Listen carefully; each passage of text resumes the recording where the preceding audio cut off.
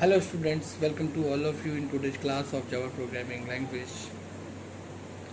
Today we will talk about the need of Java programming language, then what are the various aspects of Java programming languages. Anything if we want to study, we should know why we are studying this particular subject or paper. So why do we study Java programming language? We study Java programming language because through Java programming language we can create web-based applications, we can develop system programs. Java is used to develop mobile applications, web applications, desktop applications, games. In mobile application, it is used especially in Android applications. It is also used for the web servers and application servers. Java is also used for the database connectivity.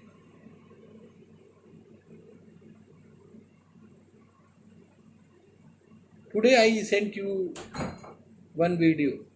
The topic of that video was data independence. The data independence says that immunity of the application programs to change the storage structure or access strategies. It means that if we are committing any changes in access strategies or storage structure, then there should not be any impact on the application. There are three levels of architecture of the database system, in which I told you that there is an external level where the different application programs are using different programming languages. Then there is a conceptual level where you are using a RDBMS like Oracle, or then there is a physical level where data physically is stored. That RDBMS is backend basically, and whatever the application programs you are running at the external level, that is the external level, and they are the various application programs developed in different programming languages. That is known as front end. And always, because if you are using front end, why do we use front end? Front end is used to develop some GUI, graphical user interface, to your applications, so that there should be some easy mechanism for the user to use your application programs. And always front end will use some data for the manipulation of data and to produce result. For that, back end is there, and always front end is connected with the back end. If you are selecting Java as a front end, Java programming language as a front end, then always it is advisable that you must choose the Oracle as a backend. Why? Because there is a compatibility.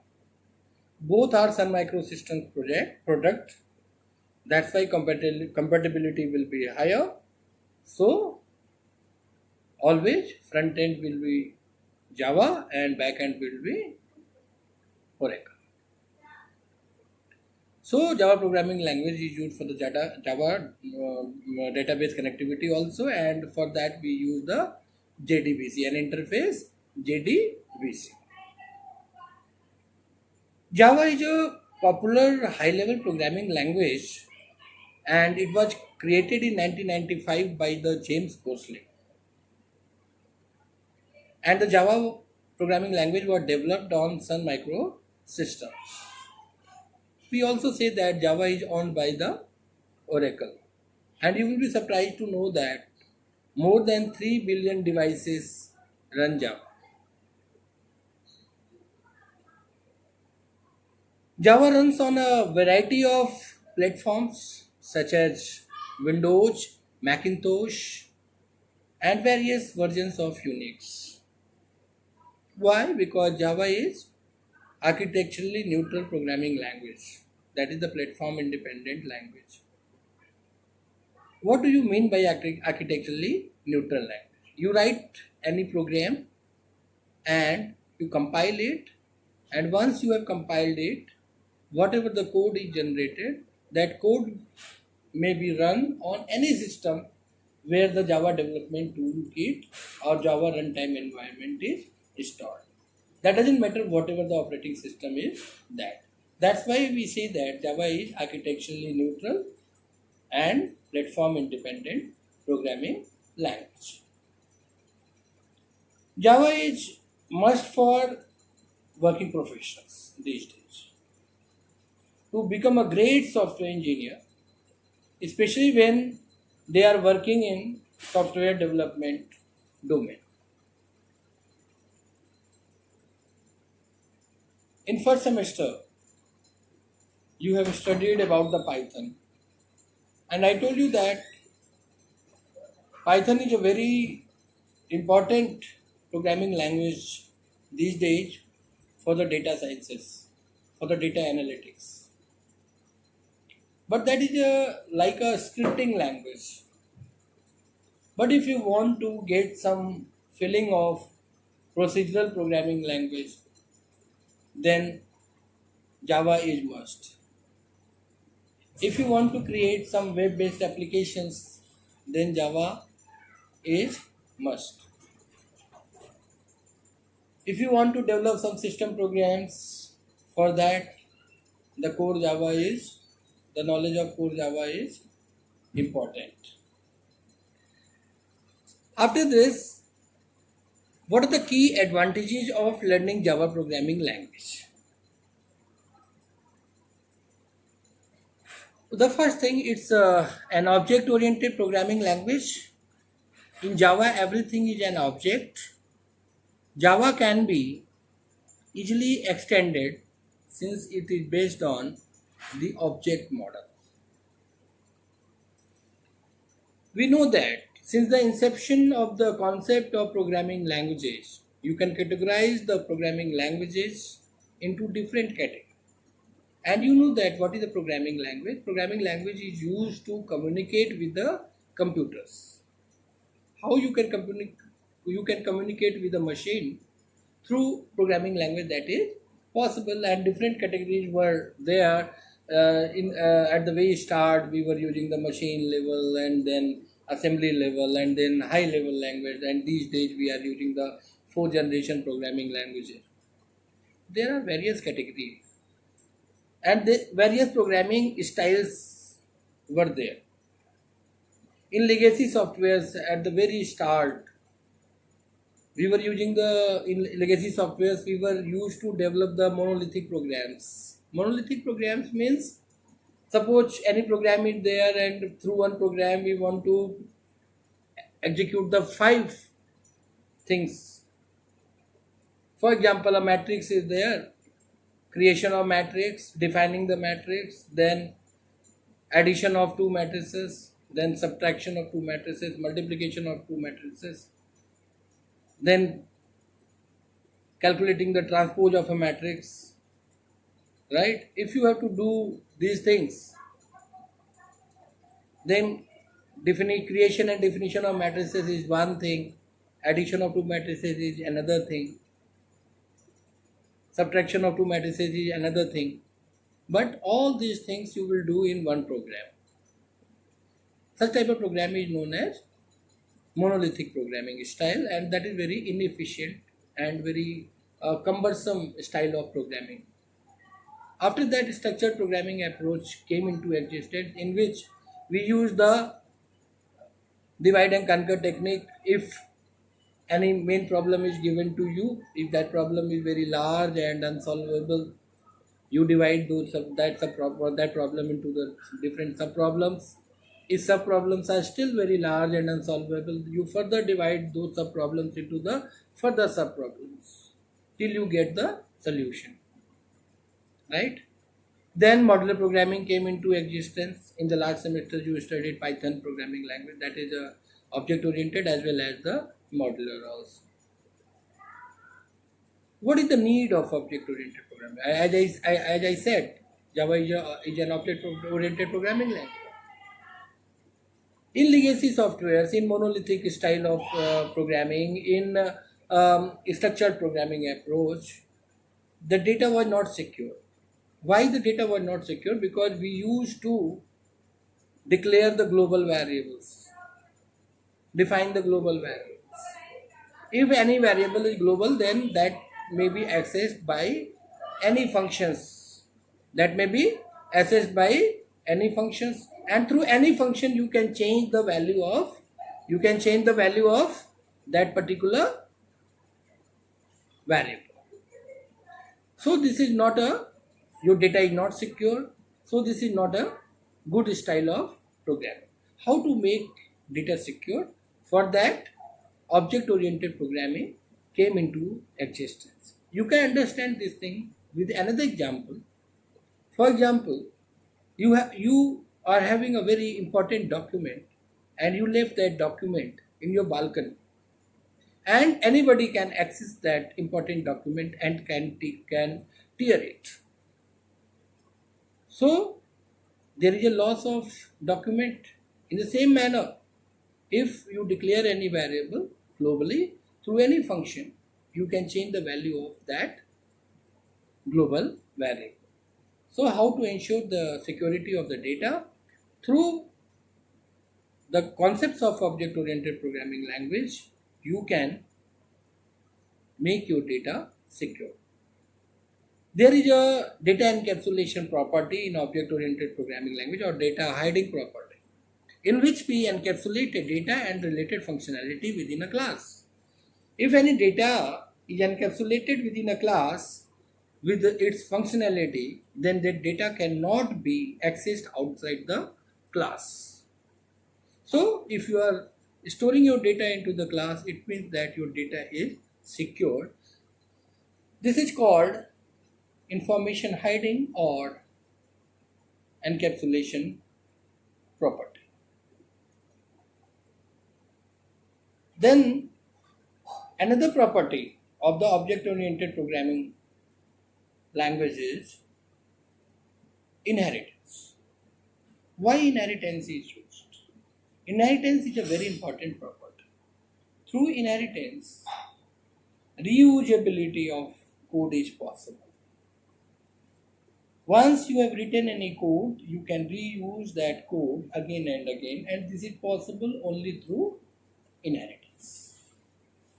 Inheritance is of various types. I will discuss later on. Single level inheritance, multi-level inheritance, multiple inheritance, then hybrid inheritance, hierarchical inheritance. These are various categories of inheritance. If you have defined anything in the superclass and if you want to reuse that particular thing into the subclass, then there will be a superclass and subclass will inherit all the properties of the superclass. In this way, we achieve the reusability of code property. Then,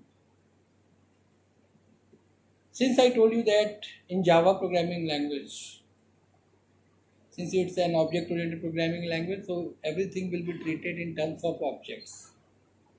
The question arises, what is class and objects? In Python, you have studied that is a scripting language and that provides the dynamic type. So there is no need of declaration of any variable. But in other programming languages like C, C++, always you tell your compiler that what is the type of your variable. Whether that variable is of type integer or that variable is of type float or that variable is of type character or boolean. Because whenever we talk about the data, We always transact in this real world in terms of data, and data is always having its type, integer, character. They are known as primitive types, inbuilt types. Since Java is a user-defined, object is an user-defined, so we talk about the class and object, the concept of class and object. What is class? Class is a collection of similar type of objects. Class is a template. Class is a user-defined data type. While object is an instantiation of a particular class. Instantiation of a particular class. We can understand this concept with an example.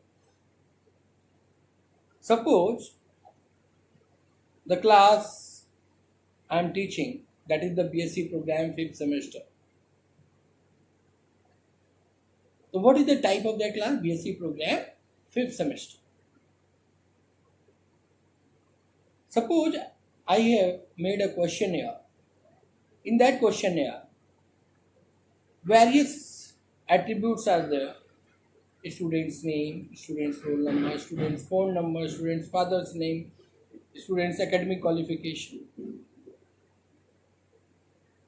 And I distributed that questionnaire among the 50 students of BSc program 5th semester. Every questionnaire will have the same attributes,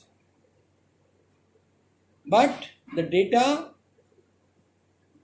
of every questionnaire will be different. Why? Because the different 50 students are different instances of a particular class, BSc program 5th semester.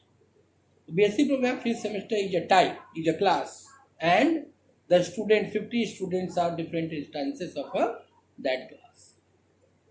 Right? Whenever any variable is there within a object, then that is known as instance. Because why this is instance variable? Because the values will depend on a particular instance. While if any variable is declared in a class, it means that that will be shareable among the multiple objects. That will be a static variable. If that is shareable, that will not be instance, and that will be a static variable. Then, since object is user defined, and in this real world, if we are using the Java programming language to develop any web-based application and everything in terms of objects, in that case, always objects will transact with each other. When they will transact with each other, they will have their own type. And when we manipulate with the objects, whatever the operators will be used, whether that is the addition or subtraction, or they will also be user defined. It means that user will decide that whether plus will be used for addition or multiplication will be used for the addition. Right?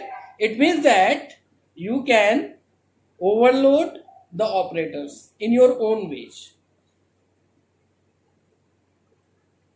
As objects are user defined, so operators will also be user defined, and that property is known as operator overloading.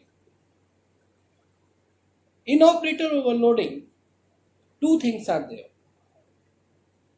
compile time polymorphism and runtime polymorphism. What do you mean by polymorphism? One thing can be represented in many ways. That is what? That is the polymorphism. In compile time polymorphism, which is also known as function method overloading, when different functions are there with the same name, with the different number of arguments, with different data types, with different return types in a particular class, I am repeating again, if there are more than one functions with the same name, with different number of arguments, with different data types, with different return type, that is the function overload.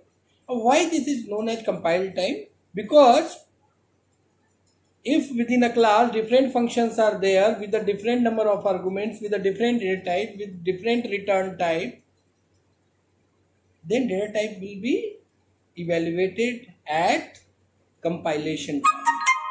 That's why we say that that is the compile time polymorphism. In runtime polymorphism, we also say that method overriding in Java. If in more than one classes there are more than one functions with the same name, with the same number of arguments, with the same data type, with the same return type, in that case that is known as function overriding. If in a function different functions are there and if they are having the same data types, same number of arguments, same return type, it means how the data type will be evaluated. That will not be evaluated at compile time, that will be evaluated at runtime. So that is known as runtime polymorphism. So what are the main properties? The main properties are data encapsulation or data hiding, information hiding. Second is operator overloading. Third is inheritance. Fourth one is in operator overloading. What is that? Function overloading, method overloading, and method overriding. Now, Java is a platform independent programming language. Why this is platform independent? So you must know that Java is a compiled language as well as interpreted language. Once you write to perform anything, once you write the Java code, first of all it will be compiled. If it will be compiled, after the compilation it will be converted into not machine code, that will be converted into the byte code, and the format of that byte code will be in hexadecimal form. In C language, whenever you write your code, if you compile it, that will be converted into machine code. It means that it will create the code for the machine on which you have written the code. It means those programs are not portable. If you are writing a program in using the ANSI C, in that case, on one machine with a different architecture, the code will be created different. If you run that code on any other machine, that will not be executed. But portability is there. Java programs are portable. Why portable? Because they are architecturally neutral, platform independent. So first it will be converted into byte code. The format of that byte code will be hexadecimal form.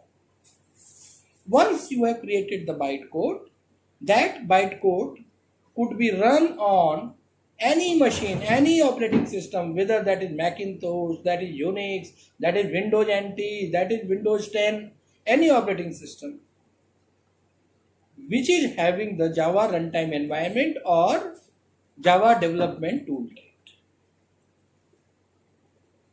Once bytecode is there, you will load that bytecode on that operating system, right? Virtual machine is there. First of all, the virtual machine will verify that particular code, whether there is any bug or not. If there is any bug or anything, that will not be, your program will not be interpreted. If that is bug free, then it will go to the executor and Java virtual machine will execute, interpret your code. So we can say that Java is compiled as well as interpreted programming language, and once you have compiled your code, then you can execute it on any machine. That's why it's a platform independent and architecturally neutral programming language. And that's a very beautiful feature of Java. Another programming language which is architecturally neutral and platform independent, that is the Microsoft product, that is known as C#. Java is designed to be easy to learn. I will say that every programming language is easy to learn. If concepts are clear, then that is easy to. Then Java is secure. With Java secure feature, it enables to develop virus-free, tamper-free systems. Authentication techniques are based on public key encryption. I will discuss later on what is the public key encryption or private key encryption. That is the part of cryptography, but I will discuss this into the class in detail. As I told you that once you compile your bytecode, that will be converted, compile your code, Java code, that will be converted into bytecode, and you can run that bytecode on any machine, where any operating system where the Java virtual machine or JDK or Java runtime environment is installed. So first the bytecode verifier is there, where your bytecode will be verified whether there is any tamper or any bug. Then if there is a bug or tampering from any side, then that will not be executed, right? So this thing will be checked. That's why we say that Java is secure. It's a architecturally neutral programming language. Java is portable. Why it's portable? Because after the compilation, it is converted into the bytecode, and that can run on any machine where the JDK is installed. Java is a robust programming language. This is also very important property of Java. What is the property of robustness? If any program is the combination of different modules, if there is any one problem in one module, so execution of entire program should not be started, right? If this is happening, then you can say that your program is robust. In the same manner, if you are writing a program and if that program is having different modules or different functions, and if there is any problem in one function, your system should not be hang, that should become safely out of the danger. That is the robustness, and we say that Java is a robust programming language. Why? Because it supports the exception handling. If we talk about the exception handling, so first we will have to say that what is exception. Exceptions are runtime errors. And if runtime error, for example, if you are dividing a number by 0, in that case क्या होगा? Arithmetic exceptions will be raised, and this error will not come at the compile time. This error will always come at the runtime. For example, any array is there, you have defined the length of the array, and if you are entering the value into that array which is beyond the length of that array, it means array out of bound exception. This will come because there is no syntactic error, there is no semantic error, runtime error. There is a runtime error. There is no semantic error, there is no syntactic error, there is a runtime error, array index out of bound. So these are the various examples of exceptions. So Java supports the exception handling, and that is in your syllabus. Through exception handling, we can make our programs robust. Then Java supports multi-threading programming. It means that, what is multi-threading? What are the threads? Threads are basically a program to perform a particular task. This is one of the example of multitasking, thread-based multitasking. there are two types of multitasking where multiple tasks are executing at the same time. Then that is known as multitasking. In any system, if multiple tasks are executing at the same time, that is the multitasking. Two types of multitasking are there: process-based multitasking and another one is thread-based multitasking. The example of process-based multitasking is whenever you start Windows, there are two Windows mode and another one is command prompt mode. You can either use the command prompt mode or you can use the Windows mode. That is a process-based example of process-based multitasking. Two processes are executing at the same time. But in process-based multitasking, context switching time is high. In thread-based multitasking, the context switching is not there, right? So thread-based programming is multitasking is more efficient, more fast. The example of thread-based multitasking is, for example, you are opening a browser, Chrome, right? One time you have opened it, then click on the plus, then another instance of that Chrome will be opened. Then you click again, then another instance. Three Chromes are executing at the same time. They are different threads, right? So that is the example of thread-based multitasking. So through Java, we can, if any application programs are developed that may have the multi-threading properties. Now, as I always earlier told that Java is compiled as well as interpreted programming language. Java is high performance and Java is distributed, basically made for the internet purposes, distributed, and that is dynamic programming language. Java is case sensitive. If we say that Java is a case sensitive, what does it mean? Java is case sensitive means if any variable we are defining, if two variables are with the same name, one is in smaller case, another one is lower case, another one is uppercase, then they will be treated in different manners. Suppose small h, e, double l, o, one variable number, capital H, E, capital E, capital L, L, O.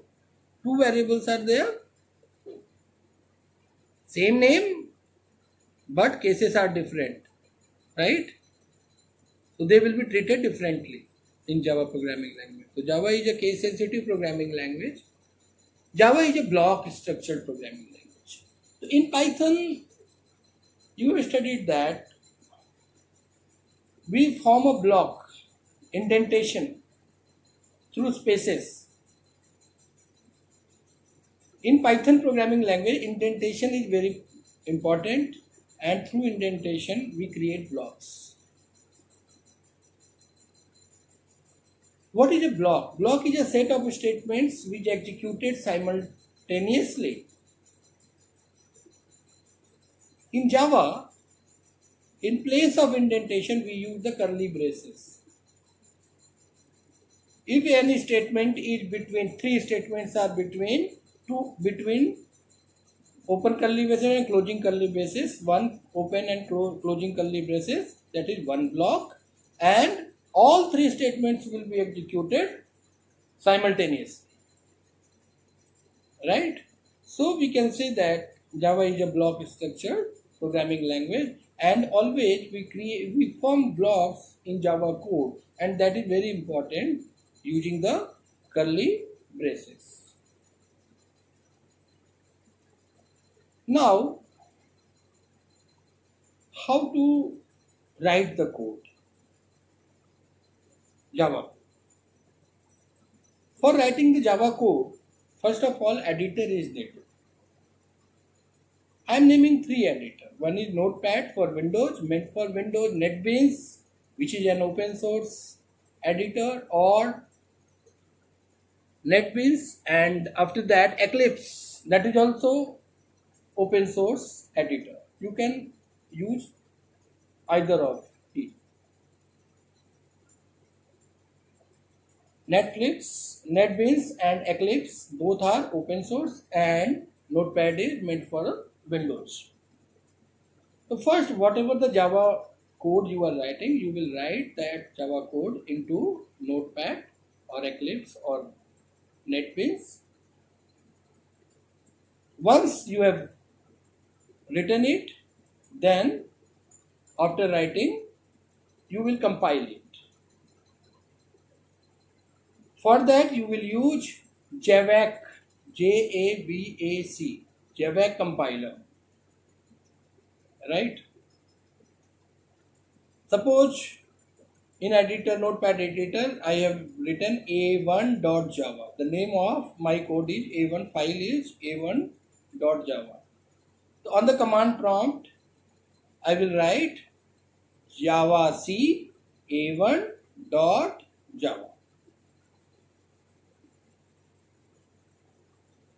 And pressing enter, it will convert it into bytecode if no error is there, no syntactic error.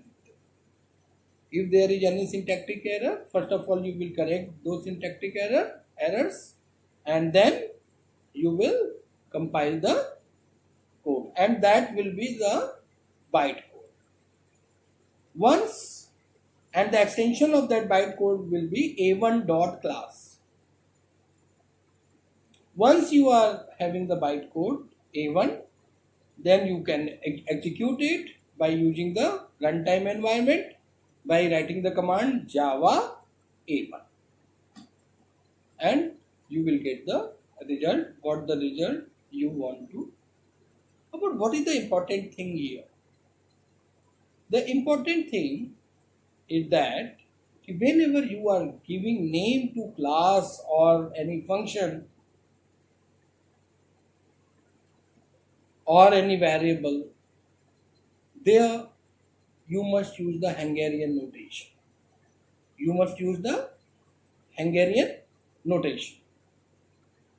In Hungarian notation, if we are giving name to the class, suppose if name of the class is my class, then that is the composite of two words, my and class. The M will be in caps and C will be in caps. By giving the name to the class, always you will, if that consists of three words, then the first initials of every word will be in caps. That is the way you will name your class.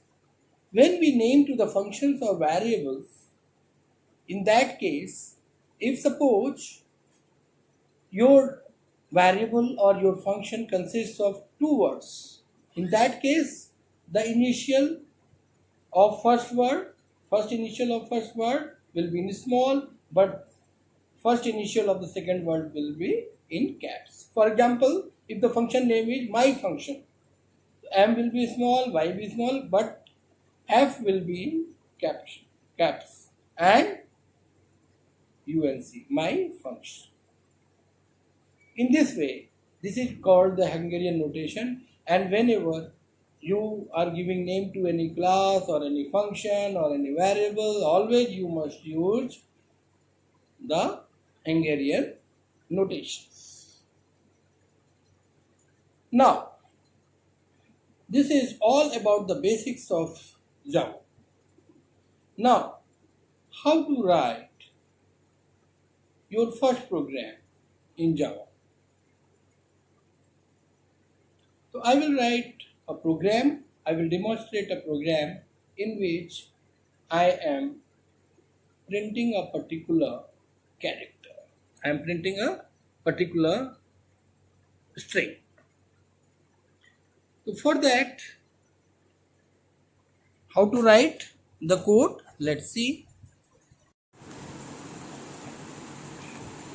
See, this is the class I am creating I'm giving the name. First, any file I will open a file in the notepad naming the a1.java, right? Then I'm writing this particular code. Here I'm writing public class my first program. If the class is public, it means that this class can be accessed anywhere outside the file also. Public class my first program. This is the class name, my first program, where it consists of 3 words, my first program, where is in caps in my, first F is in caps in first, and P is in caps in program. Right? In this way we will give name to the class. Now the code starts with a open curly brace. There is a multi-line comments /* this is my first program // through comments we enhance the readability of our program, and there is no role in compilation or execution of comments. Comments only enhance the readability of your program. Then a statement is given, public static void main. Main is a function. When you will run your program, main will be the first function to start. Void, it means this function is returning nothing. Any function returns because you are working from the command prompt, and main function will always return value to the command prompt, means to operating system. It's the operating system. So main is returning nothing here. Then static, it means that this main function will be shared by all the classes. And public means this particular main function will be can be accessible through any other class also. So public static void main. I am repeating again, main is the first statement to be executed. Void is the returning type of this function. You know in first semester that every function returns some value. So this main is returning nothing. Then static means that this particular main function will be shareable, can be accessible through any objects or any class outside this class. Public means this is accessible anywhere. Then in bracket string args, I am writing string args. This is a command line argument which we will provide through commands. Command line string args. This is basically array of pointers. This is basically array of pointers. In C or C++, it is known as array of pointer. This is command line argument, and we pass command line argument from the command line to main function. This string big bracket args. This big bracket could be after the args also. There will not be any error. Either you can write string big bracket closing big bracket args, or you can write string args big bracket and closing bracket. You can change the order of brackets and args. Then another curly braces, opening curly braces, system.out.println, where system is a package, right? Out is a package in which the method is there, println. Print any string on the next line, in which in double quotes whatever the message I want to print, I have written hello students, right? After that 2 // are there. Print hello student. This is a comment. This is the single line comment. So two types of comments are there, multi-line comments and single line comments. Single line comments are two parallel forward slashes, then closing the bracket, then these two curly braces form a block. Two statements are there. It means that they will be executed simultaneously. Then after that, this is another block, and this block is within this block. It means that it's fine. This statement is the part of this block. We have closed the main function and we will actually compile it. Java, the name of the file in which this code is written, a1.java. So we will write java c on the command line, java c a1.java. Then it will be compiled into bytecode. Then we will write, it will be converted into a1.java to a1.class. Now we will write, to execute it, java a1, and the message will be printed, hello students. Another very important concept that is known as user input, because whenever you will write any program, how to give the user input through user. So there are various methods, but here I will use the scanner class, right? I will use the scanner class. So if we are using the scanner class, then we will use the util package for that. Remember which package? Util package. So I will write this statement, import java.util.star. Right? For using this scanner class, we use java.util.star. And every statement, whatever the statement you are writing in Java, that will be closed by semicolon. That will end by the semicolon. I have given a name to the class user input demo, where U is in caps, I in cap, D in caps. Opening curly braces, public static. I have written in the short form. You will not write this. Public static void main string args. Again opening brace. This is the part of this. I have created an object SC, because dynamic typing is there in Java. You can create memory for your objects dynamically using the new operator. So here I am creating an object SC which is of type scanner class. I am using this scanner class. This scanner class is defined in this util package. SC which is of type scanner class, new scanner, system.in. What is this system.in? This is the console input, means whatever the value you are giving through your keyboard, that will be stored in this system.in, and this system.in, that value will be stored in this object SC, and the type of that object is scanner, which is defined in this util package. Now you have given the value through your keyboard, system.out.print. I have written the statement and enter first number, because I am writing here a very small problem to add the three values. So for that I have declared a variable a of type integer, where sc.nextInt, where this is the name of the function which is defined in util package. Next int, it means that whatever the input you are giving, next value of that token, next int. This is the function sc.next. Whatever the value will give through the keyboard, that will be stored into in variable a, that is of type integer. Then next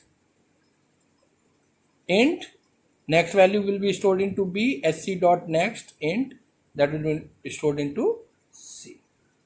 And this next int function, in the same manner next float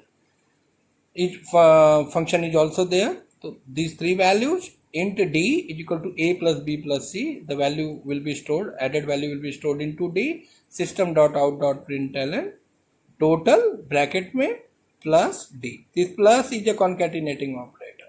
The total is a string and this d is of type integer, right? So automatic type promotion, it like Python, it also supports the automatic type promotion. So it will print the total and concatenated, the value will be concatenated and the value will be integer value, whatever the added value, that will be printed. So you will give a1.java file name, java c user input demo. It will convert it into bytecode. Then you will write java user input demo and the added value will be printed on your command line, right? So in this way you can give user input using the scanner class, and whatever the programs you will write in Java, always you will provide the input, user input. Now after this, how to deal with the string? If you want to give user input in the form of string, in that way, another chunk of code I am writing, import java.util.star. Okay? In that, scanner is there, class is there. In the scanner class, different function, next line, next int, next float, they are defined. And since it supports multiple, it supports the property of inheritance, that's why we can reuse the codes defined in this util package. So import java util.star semicolon. In this way, we will import the util package into our program. Class user input demo, class name bracket, public static void main, string args. A scanner sc, we have created sc object, new scanner system.in. Whatever the string value we will provide, that will be stored into the system.in, and that will be stored in this object sc, which is of type scanner, which is defined in util package.